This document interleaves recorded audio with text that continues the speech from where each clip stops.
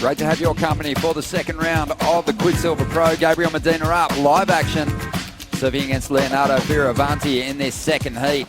Will we see another upset?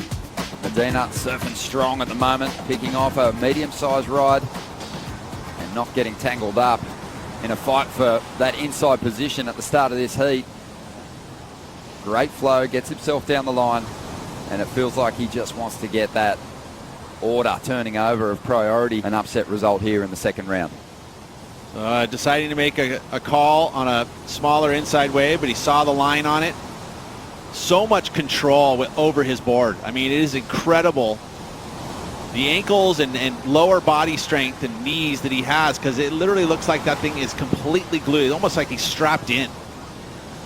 And he's one of the few that really has that just ability to really maneuver that board. Doesn't ever feel like he's out of control. A big start to the day.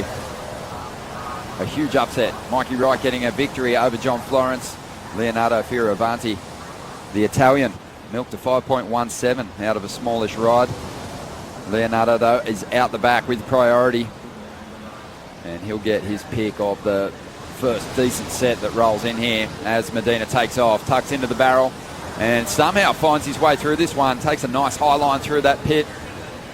Probably not a lot of points in it, but still pretty impressive. It was very impressive, because I thought, I almost kind of just said, no, there's no way he's going to be able to muscle his way through that. It just didn't have enough speed when he pulled in. It didn't feel like. But again, he rides, for his size, it feels like he rides a bit more volume than anybody else on tour. Making generally, you come underneath him, and he paddled around the back of him. And, it worked for Leo in the sense of giving the interference, but they both are in round two, matched up again. And we love it. And here we go, Medina up once again, trying to get rid of a 2.5. Just belting this wave down the line. The poor thing. As he moves through to the inside. So that should get rid of the 2.5. He'll push a little further ahead, but I think Leo's going to be able to take some confidence in what unfolded in that first round. Example being, Gabriel said, you know what, I'm not going to play that with you this time. I'm going to change up my strategy and not be that guy that's going to battle for the inside. And it almost kind of like gets in your competitor's head. And maybe that's why I was saying, as you watch, a beautiful bottom turn that he kind of rounded out there, and that's all placed by that little fade, the little subtlety.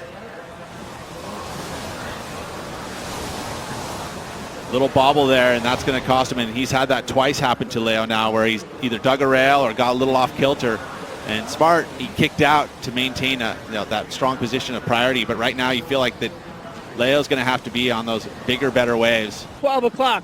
Once again, bang, off the lip. Now he's going to come flying down the line, look for a speed line float, and look for more on the inside. This guy is one of those surfers that just doesn't stop. He's so relentless, and I love his approach, and he's not going to stop.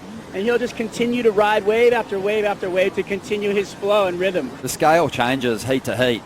A number can drop, and then someone can do something truly exceptional, and it kind of can take the scale pretty high.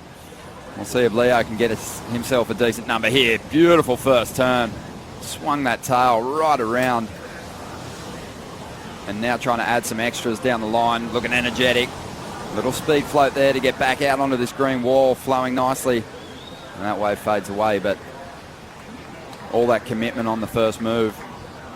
He's not really that far behind. Again, a 6 and a 5.17, 11.17 points for Gabe.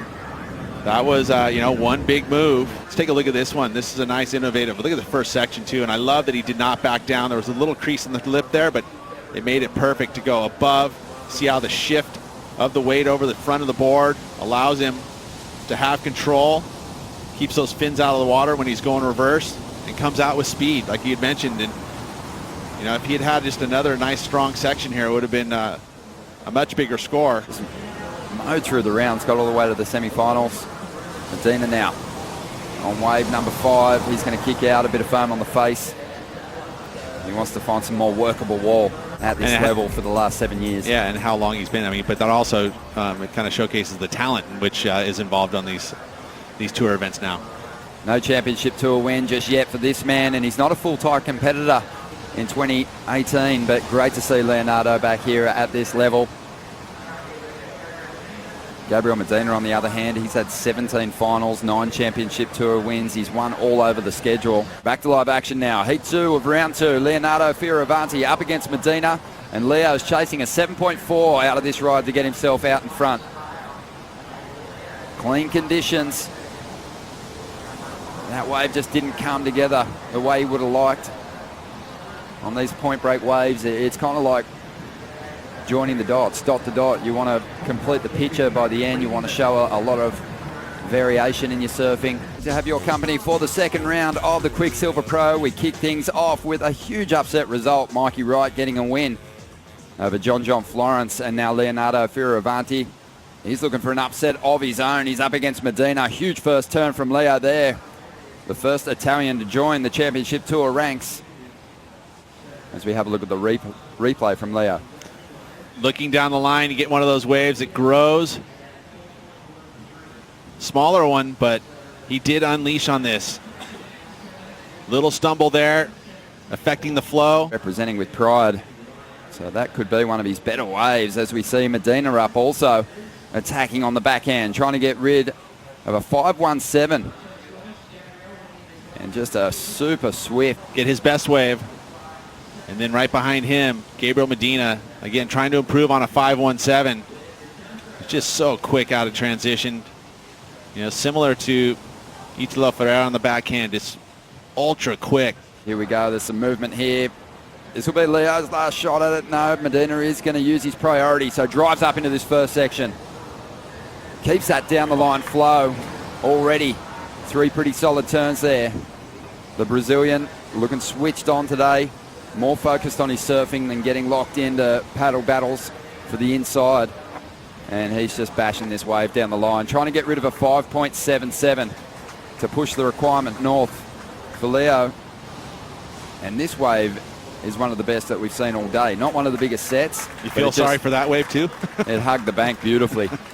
I mean, it gave him opportunity all the way through, right? And he delivered in a big way. Yeah, that poor wave had no chance. He's going to get a shot here. The clock winding down. 10 seconds remaining. He's to his feet. This wave's starting to break in half. And by that I mean it's not really connecting the way he would have liked through to the inside. He does his best to find a section to work with, but can't quite get there. And I think he would have been chasing a pretty big number, because there's a good chance Medina's going to drop his best score on that last ride. To say that will happen.